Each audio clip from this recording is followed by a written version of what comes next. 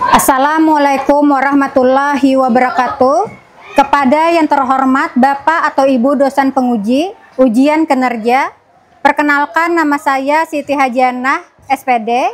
Saya mahasiswa PPG Guru Tertentu tahap 2 periode 3 tahun 2025 di LPTK Universitas Katolik Indonesia Atmajaya dengan NIM 202503080 Pada hari ini, Kamis tanggal 18 September 2025, saya akan melaksanakan praktek pembelajaran dalam rangka penilaian uji kinerja. Ini KTP saya. Demikian perkenalan saya. Sekian dan terima kasih. Wassalamualaikum warahmatullahi wabarakatuh.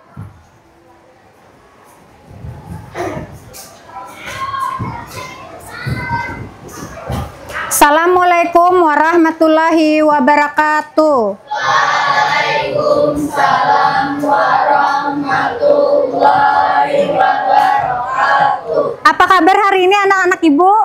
Baik. Sehat semuanya? Sehat. Oke. Ini Ibu akan mengabsen kalian terlebih dulu satu-satu ya. Perhatikan nama-namanya. Apipa Silpiana Putri. Oke. Apriza Sinabara. Oke. Aisyah Nailal Husna. Oke. Alia Eka Haryadi. Oke. Nur Aziza hadir. Oke, berarti hari ini satu orang izin dan sisanya hadir semua, sehat ya? Iya. Oke.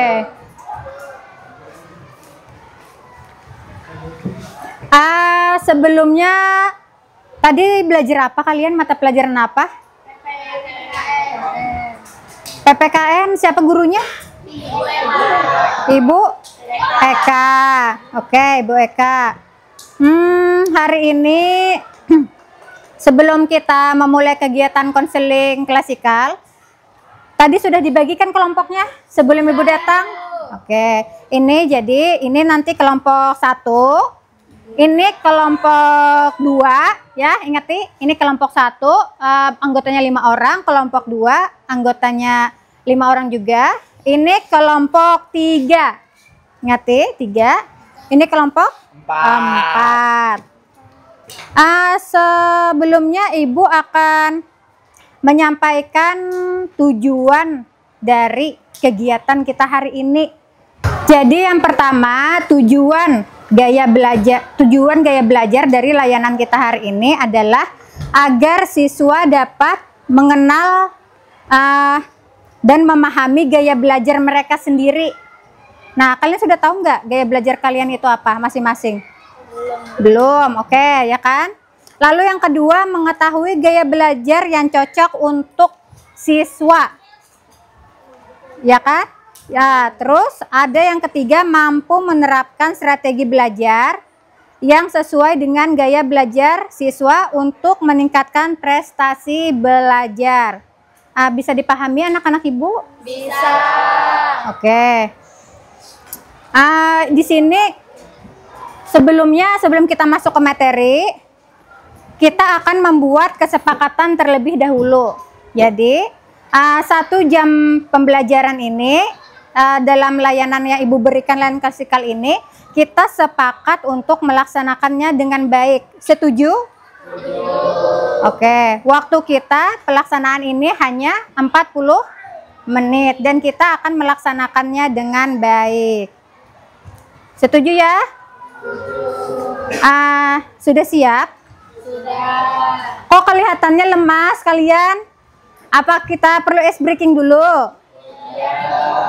Nah, suaranya lemas nih. Ayo, sekarang semuanya berdiri, kita ice breaking dulu. Supaya lebih semangat. Masih ingat nggak ice breaking kita minggu kemarin tuh kayak gimana? Tentang apa? Oke. Tepuk semangat. Ingat ya. Masih ingat nggak ice breakingnya kayak apa? Tepuk semangat 1, 2, 3. Oke. Kalau masih berarti kita langsung aja. Ibu kasih aba-aba. 1, 2, 3. Tepuk semangat. 1, 2, 3. Tepuk 1. Ha. Tepuk 2. Hi. Tepuk 3. Hu. Sekali lagi. Tepuk semangat. Tepuk 1. Ha. Tepuk 2. Hi. Tepuk 3. Hu. Yeay. Ya, silakan duduk anak-anak ibu. Sekarang kita masuk ke materi. Materi hari ini tentang gaya belajar.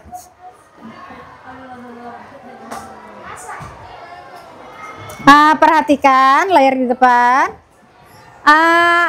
Ini yang pertama ada capaian layanan. Ya, di sini kelihatan sebelah sini. Anak-anak ibu kelihatan kelompok ini? Oke.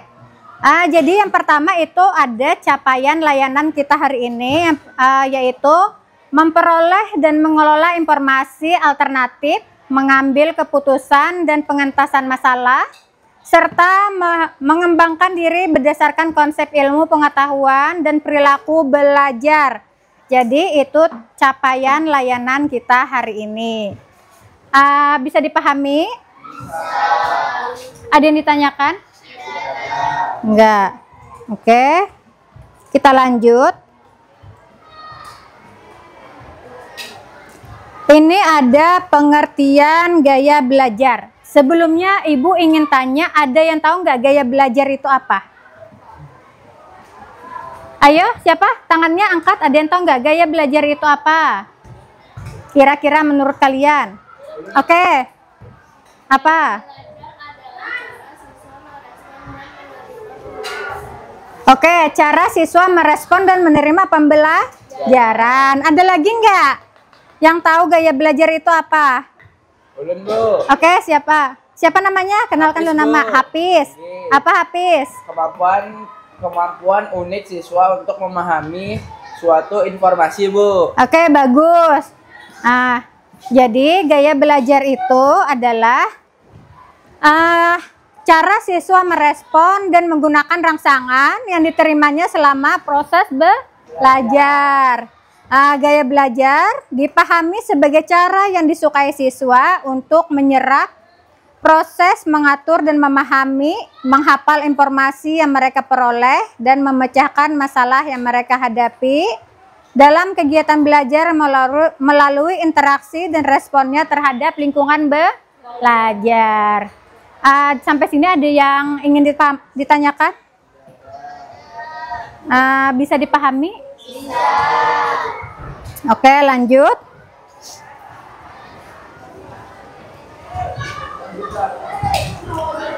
Ini ada macam-macam gaya belajar. Suara ibu kedengaran nggak sampai ke belakang? Yang sebelah situ sama sebelah sini? Oke, berarti kedengaran ya. Ini ada macam-macam gaya belajar. Yang pertama ada gaya belajar visual. Apa itu gaya belajar visual? Ada yang bisa mendeskripsikan kenapa gambarnya itu mata? Kenapa sih gaya visual itu gambarnya harus mata? Ada yang tahu nggak? Ada yang tahu? Karena menggunakan indera? Oke, karena menggunakan indera penglihatan, kata temannya. Bagus. Yang lain? Kalau auditorial ada yang tahu? Kenapa gambarnya itu harus telinga? Ada nggak? Oke. Karena menggunakan? Indra pendengaran. Iya, benar. Karena menggunakan indera pendengaran. Yang terakhir, kinestetik. Ada yang tahu nggak kenapa gambarnya orang memainkan sepatu roda? Ya, Hafiz, karena dia belajar dengan menggunakan gerakan badan atau tubuh. Oke, good, Hafiz. Berarti sudah paham ya sedikit tentang gaya belajar ini? Oke, berarti Ibu tidak terlalu menjelaskan lebih rinci lagi. Baik, kalau gitu kita lanjut ke slide berikutnya.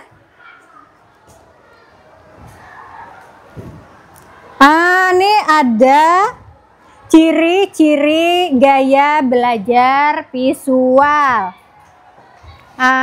Tadi kan katanya gaya belajar visual itu menggunakan penglihatan untuk memahami informasi, ya kan? Oke, nah ini ciri-cirinya orang yang memiliki gaya belajar visual, yaitu yang pertama rapi dan teratur. Di sini ada nggak yang rapi dan teratur orangnya? Ada nggak? Atau berantakan semua? Ada ya, semua rapi dan teratur. Lalu yang kedua, berbicara dengan cepat. Orang yang gaya belajarnya visual, dia berbicara cepat, nggak lelet. Ya, bisa dipahami? Bisa. Yang ketiga, mementingkan penampilan dan berpakaian maupun presentasi. Nggak ada orang visual itu yang compang-camping pakaiannya. Di sini ada yang compang-camping? Kancingnya sabuting tak ke sini, andakan kaitnya salah. Jadi di sini tak buka belobang, nggak ada ya. Atau sabuknya misalnya ada bau kunci jadi ditaruh di sini aja, nggak ada ya. Lalu yang berapa? Yang ketiga ya? Yang keempat, biasanya tidak terganggu oleh keributan. Ada yang bisa menjelaskan nggak? Tidak terganggu oleh keributan itu seperti apa?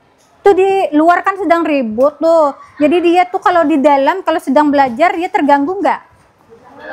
Enggak. Ya, karena dia tidak terganggu oleh keributan. Nah, kayak gitu. Lalu, yang kelima, lebih suka membaca daripada dibacakan. Kalian ada nggak yang kayak gitu? Lebih suka membaca sendiri nih, daripada dibacakan oleh orang lain atau mendengarkan? Ada nggak di sini yang kayak gitu? Ada. Oh, ada sekitar 4-5 orang ya yang memiliki ciri-ciri nomor 5. Yang keenam, teliti pada sesuatu yang penting. Yang ketujuh, membaca secara perlahan. Jadi dia itu membaca secara perlahan, tidak tergesa-gesa. 8. Sering menjawab pertanyaan dengan jawaban singkat ya atau tidak. 9. Mempunyai masalah untuk mengingat instruksi verbal kecuali jika ditulis dan sering meminta bantuan orang untuk mengulanginya. Bisa dipahami, Nat? Bisa. Terakhir 10, kurang mampu berkonsentrasi. Di sini ada nggak yang kurang mampu berkonsentrasi? Ibu tanya. Enggak ada ya. Semua bisa berkonsentrasi. Oke, kita slide selanjutnya. Nah, ini gaya belajar auditorial. Ciri-cirinya ada sama 10 ciri-ciri. Nih, yang pertama, berbicara kepada diri sendiri saat bekerja. Ada nggak di sini yang suka berbicara sendiri saat bekerja? Ada? Oh, ada beberapa orang ya. Lalu mudah terganggu oleh keributan. Yang ketiga, merasa kesulitan untuk menulis namun pandai bercerita. Ada nggak di sini yang sulit menuliskan kata-kata dalam bentuk tulisan, tapi dia pandai bercerita, senang bercerita, lancar ceritanya kalau disuruh bercerita. Cuma kalau dia menulis secara teks tertulis, dia kesulitan. Kesulitannya itu bisa kesulitan menentukan suku kata dan kesulitan menyusun kata-kata. Ada nggak ya? Oh, ada satu orang ya, nggak usah ibu sebut lah siapa. Terus apa ya? Nomor 4, senang berbicara dan menjelaskan sesuatu secara panjang lebar. Ada yang tahu nggak gimana contohnya? Senang berdiskusi atau kerja kelompok. Berarti dia itu senang bekerja kelompok dan berdiskusi panjang lebar, ya kan? Oke. Lalu yang keenam membaca dengan cepat. Yang ketujuh, tidak mampu mengingat apa yang telah dilihat sebelumnya. Ada nggak di sini yang apabila ketemu orang itu tuh baru kenal nih, ketemu orang, habis kenalan, habis itu lupa mukanya ini seperti apa, mengingat. Ada nggak sering kayak gitu tapi namanya ingat? Oh gitu ya, ibu juga kayak gitu kayaknya. Ya ada ya. Selanjut, dapat mengulang apa yang telah didengarnya. Ada nggak? Pernah nggak lihat orang dia diberi instruksi, terus dia sekali diinstruksikan aja mampu mengingat kembali, menceritakan apa yang diceritakan oleh orang lain itu tadi. Ada kan yang kayak gitu? Nah, tapi ada juga yang sekali butuh beberapa instruksi, 2-3 kali baru ingat. Tapi kalau orang-orang visual ini dia lebih cepat ingatnya. Gitu contohnya. Lanjut, 8. Dapat mengulang apa yang telah didengarnya. 9. Lebih suka gurauan lisan daripada komik. Terakhir 10. Menggerakkan bibir dan mengucapkan tulisan di buku saat membaca. Ibu sering nih melihat anak-anak ibu kalau lagi membaca, disuruh membaca buku, bibirnya ini gerak-gerak tapi suaranya pelan banget. Pernah ibu dengar ya? Ada beberapa orang ya ibu lihat yang kalau membaca itu bibirnya aja yang gerak-gerak sambil nunduk ke ini nulis, gerak-gerak bibirnya, suaranya ada sedikit keluar. Oke, ada ya bisa dipahami? Ada yang ingin ditanyakan? Oh, tidak ada. Oke, kita lanjut ke slide berikutnya.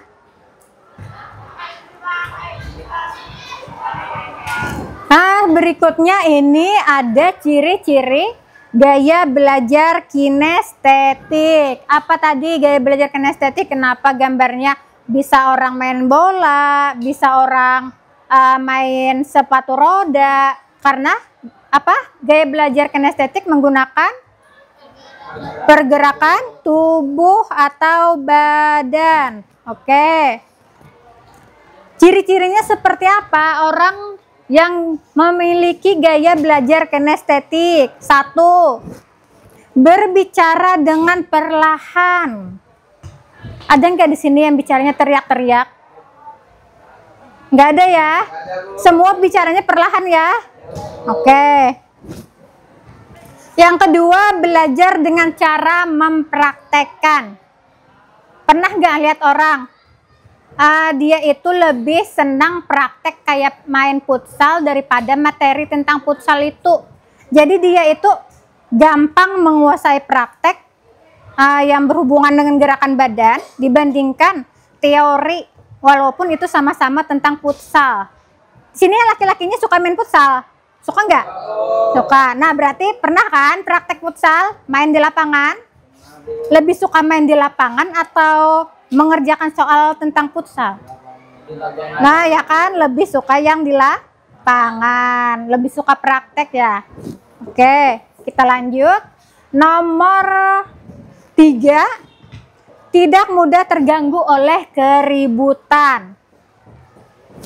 Oke, seperti yang auditori tadi ya, sama tidak mudah terganggu oleh keributan. Lalu kita lanjut. Menghafal dengan cara berjalan dan melihat. Jadi orang-orang kinestetik ini mereka menghafal segala sesuatu, baik itu informasi atau lainnya dengan cara gerakan. Gerakan itu bisa berupa dia lari, melompat, dan lain sebagainya. Pokoknya yang berhubungan dengan gerakan badan atau tubuh, anggota badan gerakan. Lanjut.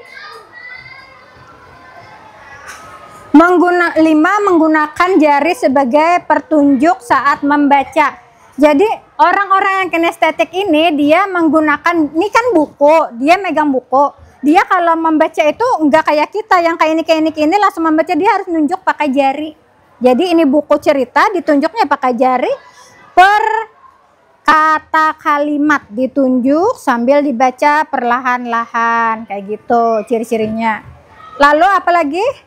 Nomor 6. Tidak dapat duduk diam untuk waktu yang lama.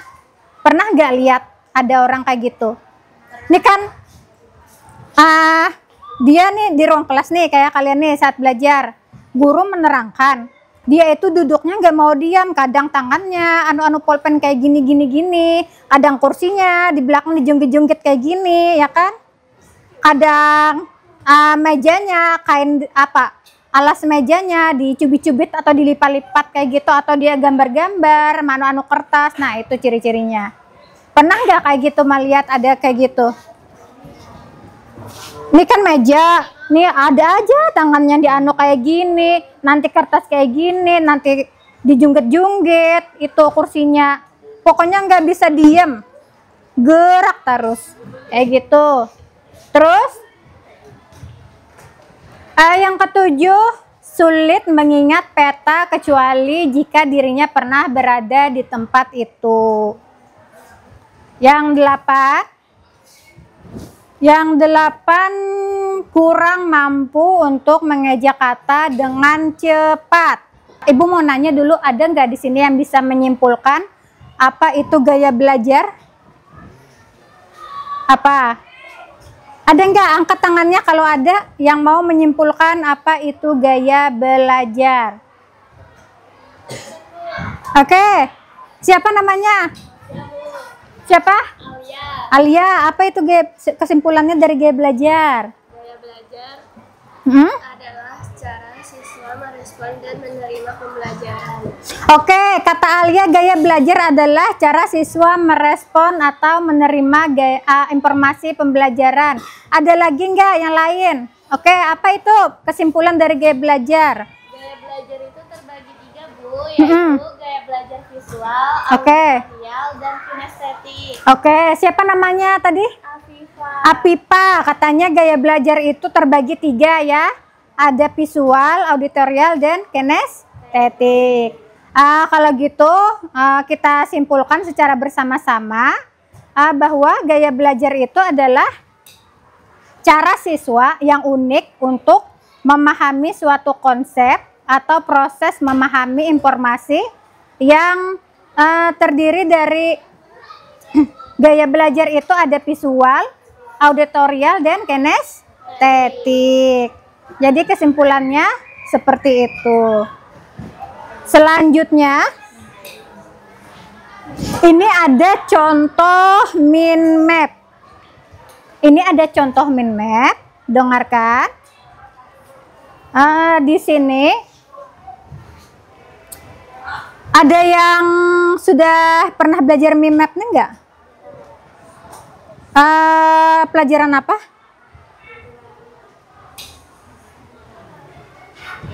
Pelajaran seni, Bu? Daya. Sering ya bikin mind map di kelas 1. Jadi Bu jelaskan dulu. Jadi hari ini kita kan membahas tentang, tadi sudah Ibu jelaskan tentang topik gaya belajar. Tugas kalian hari ini adalah membuat satu mind map untuk setiap kelompok. Jadi satu kelompok itu kalian membuat satu mind map ini secara bersama-sama. Nanti setelah selesai, kalian per orang, untuk satu orang perwakilan kelompok akan mempresentasikan ke depan. Untuk mempresentasikan ke depan ini mind mapnya masing-masing. Jadi untuk sekarang silahkan kalian pilih salah satu orang di kelompok kalian yang akan mewakili. Bisa dipahami? Oke. Kalau gitu akan Ibu bagikan kertas untuk mengerjakan mind mapnya. Oke, kelompok ini. Ya.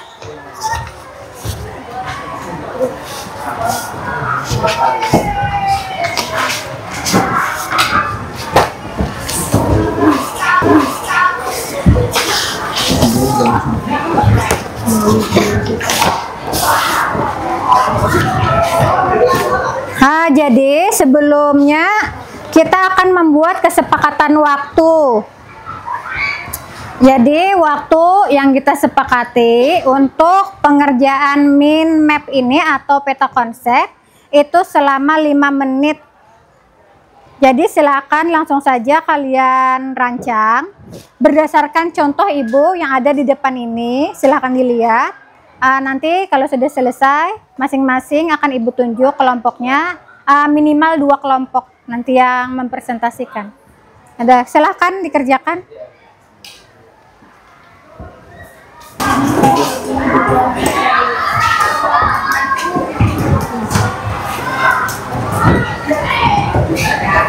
Kalau ada yang nggak paham, silahkan ditanyakan ya.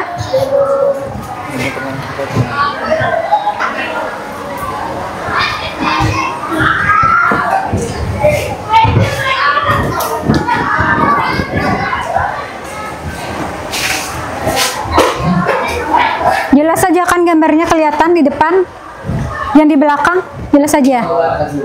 Oh ya, oke.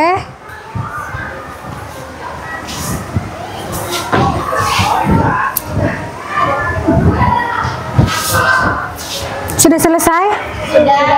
Sudah. Oke, Ibu. Oke, Ibu periksa. Oke, sudah.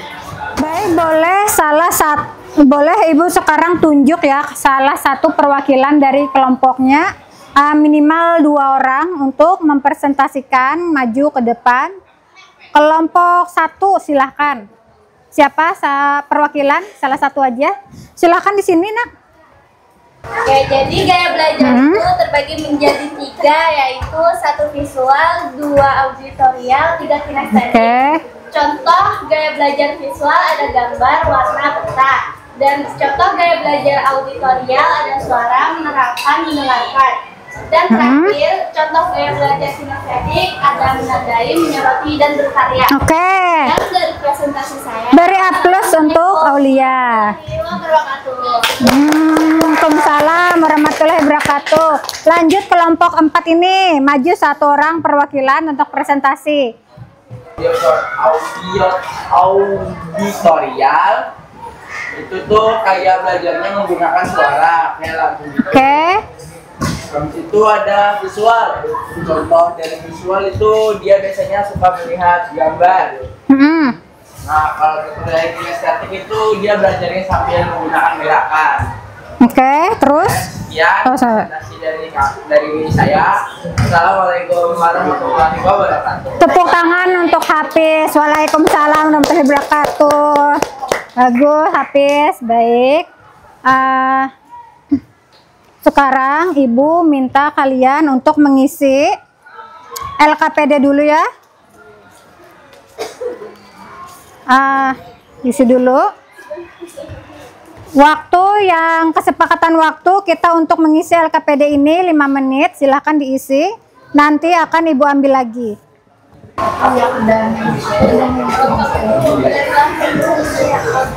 Ya, sudah selesai? Silahkan Ibu ambil lagi, dikumpulkan.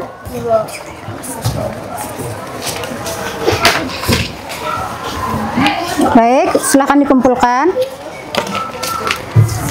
Baik, kegiatan kita hari ini akan segera Ibu akhiri. Untuk minggu depan, jadi kesimpulannya untuk gaya belajar adalah kita simpulkan bersama-sama. Gaya belajar adalah kemampuan siswa yang unik untuk memahami pelajaran secara unik dari segi memahami informasi dan bisa berupa visual. Gaya belajar itu tadi auditorial dan kinestetik. Seperti itu. Untuk hari ini Ibu rasa cukup sampai di sini. Untuk minggu depan kita akan membahas topik tentang